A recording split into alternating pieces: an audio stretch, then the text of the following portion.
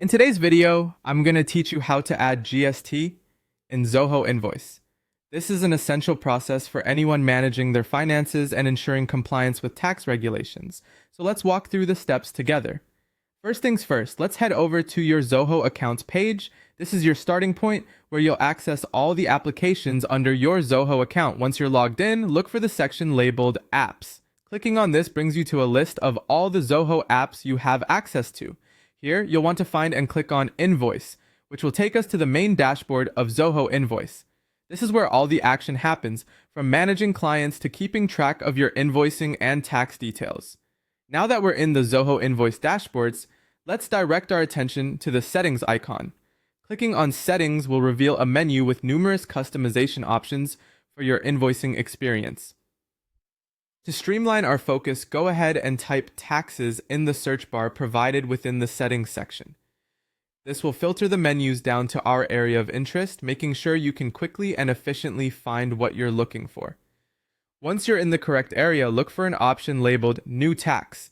This is where you can start adding a new tax entry. In this case, we're focusing on GST, the goods and services tax. So click on Create Tax to begin.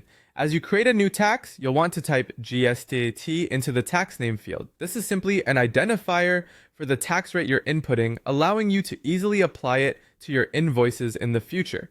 Next, you'll need to determine the specific rate for GST that you're applying. This could vary depending on your country's specific rate or any adjustments needed for your business operations. Type in the appropriate percentage into the rate field. Ensure it's accurate, because this will automatically calculate the tax on future invoices you send out to your clients. Finally, the last step is to save your work. Look for the Save button, typically found at the bottom of the window.